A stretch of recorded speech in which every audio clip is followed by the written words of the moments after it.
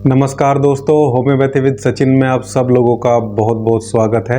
आज मैं आप लोगों को टिनिटस के बारे में बताऊंगा, यानी कि कानों से जो अलग अलग टाइप की आवाज़ें देखने को मिलती हैं। किसी को रिंगिंग, किसी को बजिंग साउंड आती है।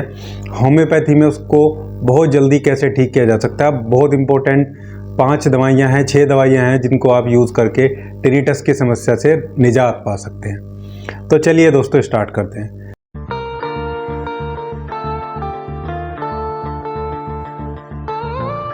दोस्तों, टिनिटस का मतलब है कि ये डिजीज़ कानों की समस्या से रिलेटेड है, हमारे ईयर से रिलेटेड प्रॉब्लम है और इसमें कानों से अलग अलग तरह की आवाज़ें सुनने को मिलती हैं पेशेंट को। कोई बोलेगा उसको बजिंग साउंड आता है, कोई बोलेगा रिंगिंग साउंड आता है और कुछ लोग बोलेंगे उनको हिसिंग जैसे हवा की जैसी जो आवाज़ है वो कानों से सुनने को मिलती है। कुछ और टाइप की अलग आवाज़ें भी सुनने को मिल सकती है, लेकिन ये 3 जो नॉइजेज हैं वो ज़्यादातर रिंगिंग सेंसेशन के साथ साथ टिनिटस में देखने को मिलती है। होम्योपैथी में इसकी बहुत अच्छी मेडिसिन अवेलेबल है, लेकिन पहले इसके कारण को समझ लेते हैं। दोस्तों, अगर आप चैनल पर नए हैं और अभी तक आप लोगों ने चैनल को सब्सक्राइब नहीं किया है तो एक रिक्वेस्ट करूँगा, आप लोग अभी चैनल को सब्सक्राइब कर लीजिएगा। साथ में जो बेल आइकन होता है उसको प्रेस करिए ताकि मेरे आने वाले सभी वीडियो के नोटिफिकेशन आपको टाइमली मिलते रहें। तो दोस्तों, कारण में सबसे बड़ा कारण इसका इन्फेक्शन रहता है। जब कोई प्रोलॉन्ग इन्फेक्शन कानों में चल जाता है, लंबे टाइम तक इन्फेक्शन रहता है, स्टेशन ट्यूब में इन्फेक्शन हो जाए या जो ईयर का कैनल होता है उसमें कोई इन्फेक्शन लगातार चल जाए, उसकी वजह से पूरा जो अंदर मेम्ब्रेन है, टिम्पैनिक मेम्ब्रेन है, वहाँ पे डिस्टर्बेंस होने लगता है, जिसकी वजह से ये हिसिंग, रिंगिंग या बजिंग टाइप की जो साउंड है वो सुनने को मिलती है पेशेंट को। एक कारण इसमें रह सकता है कि ये जो हमारी टेम्पो मैंडिबुलर बोन होती है, ये जहाँ जो मैस्टिकेशन चबाने के टाइम जो हम यूज़ करते हैं, इसमें कोई इन्फ्लामेशन हो जाए, यहाँ इस जॉइंट में इन्फ्लामेशन हो जाए या कोई इन्फेक्शन लगातार बना रहे, किसी को नज़ला जुकाम लगातार चल जाए और यहाँ से इन्फेक्शन रहे, तो इसमें भी कई बार हिसिंग की खासकर जो साउंड है, हवा लगने जैसी साउंड है या बजिंग जैसी साउंड है, वो देखने को, सुनने को पेशेंट को मिल सकती है। इसके अलावा कोई ट्यूबल ब्लॉकेज देखने को मिले इन्फेक्शन के अलावा, या लगातार किसी पेशेंट का हाई बीपी रहे, उसको भी कानों से अलग अलग टाइप की आवाज़ें सुनने को मिल सकती है। इसके अलावा एज रिलेटेड फैक्टर भी हो सकते हैं, जैसे मिनेरियल डिजीज़ है जो, उसमें काफ़ी ज़्यादा प्रॉब्लम कानों से रिलेटेड देखने को मिलती है। हालांकि उसमें हियरिंग लॉस भी हो जाता है, सुनता नहीं है जो पेशेंट होता है उसको, लेकिन होम्योपैथी से हियरिंग तो चाहे बहुत कम रिकवर हो, लेकिन उसके कानों से जो आवाज़ें आती हैं और जो चक्कर, वर्टाइगो उसको आते हैं, उसमें काफ़ी राहत मिलती है। इसके सिम्टमों में कानों से आवाज़ आएगी सिम्टम्स में, और हिसिंग जैसी, बजिंग जैसी साउंड आएगी। कुछ लोगों को वर्टाइगो और वोमिटिंग, नोजिया जैसे सेंसेशन भी देखने को मिल सकते हैं, जैसे कि चक्कर आएंगे, अभी गिर जाएंगे या उल्टी होने का मन पेशेंट का रह सकता है। ये सब टिनिटस, उसके कारण और उससे रिलेटेड जो सिम्टम्स है वो मैंने आप लोगों को बताया।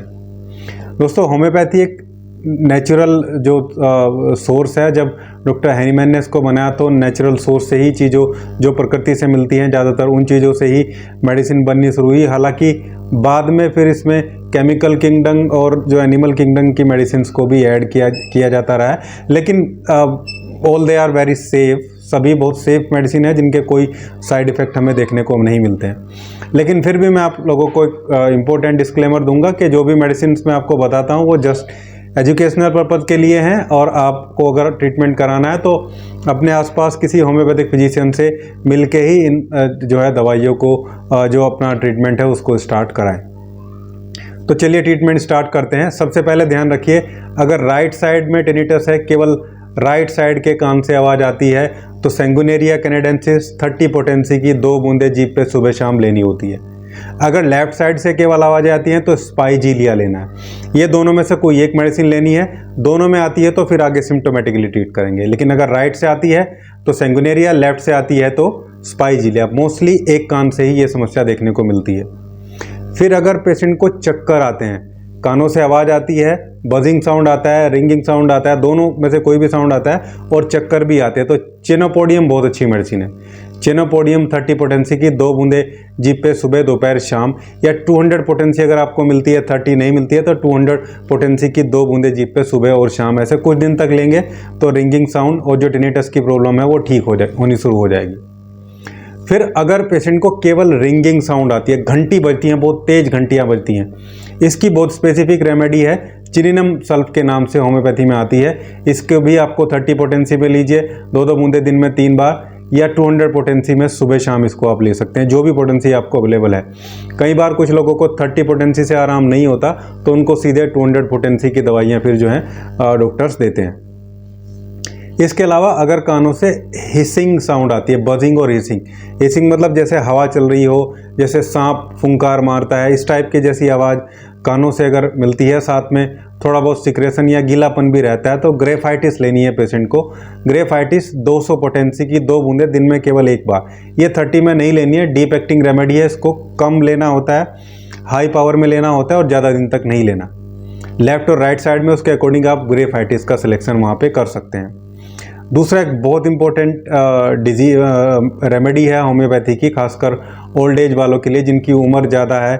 हिसिंग साउंड है, बजिंग साउंड है, रिंगिंग साउंड है, साथ में वर्टाइगो है, चक्कर है और उल्टियाँ होने का मन भी है, मतलब नोजिया की सिचुएशन भी बनी है, हियरिंग लॉस भी देखने को मिल सकता है, एजेड पीपल हैं, तो इसमें सैलिसिलिक एसिड बहुत अच्छी रेमेडी आती है। सैलिसिलिक एसिड बहुत अच्छे से इन सारी प्रॉब्लम को, इन सब चीज़ों को आराम से मैनेज कर देगी। तो सैलिसिलिक एसिड हमें लेना है इस कंडीशन में जो मैंने अभी आपको बताया, 30 पोटेंसी में 2 बूंदे सुबह दोपहर शाम को, और वैसे ही अगर 200 मिल रही है तो 2 बूंदे सुबह 2 बूंदे शाम को सीधा जीभ पे हम उसको डालेंगे अपनी। याद रहे, होम्योपैथिक मेडिसिन आप जब ले रहे हैं तो उसके आगे पीछे आधा घंटा तक कुछ खाने पीने की चीज़ें नहीं लेनी चाहिए, खासकर सबलिंगुअली जब हम मतलब ज़बान के थ्रू कोई दवाई लेते हैं तो उस पर इन चीज़ों का बहुत फ़र्क पड़ता है। साथ में इसी दवाई के, होम्योपैथिक मेडिसिन के आगे पीछे कोई बहुत तेज़ ऑर्डर वाली, बहुत तेज़ सुगंध वाली, बहुत तेज़ तीखे स्वाद वाली चीज़ों से भी सबलिंगुअली जो हमारी ग्लैंड होती है, जो जीभ के नीचे हैं, इन पे इफ़ेक्ट पड़ता है। तो इसलिए हम बोलते हैं कि खाना खाने के आधा घंटा पहले, आधा घंटा बाद में आपको अपनी मेडिसिन लेनी है, और इन चीज़ों का ज़्यादातर ध्यान रखना होता है। तो ये था मेरा आज का वीडियो, टिनिटस की टॉप होम्योपैथिक मेडिसिन के बारे में मैंने आपको बताया है। जैसे आपके सिम्टम होते हैं, जैसे आपके लक्षण होते हैं, दवाइयाँ और भी बहुत सारी हो सकती हैं।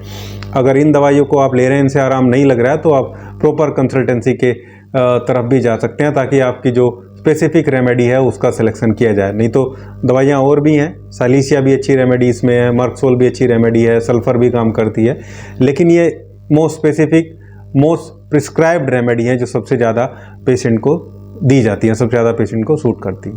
Thank you.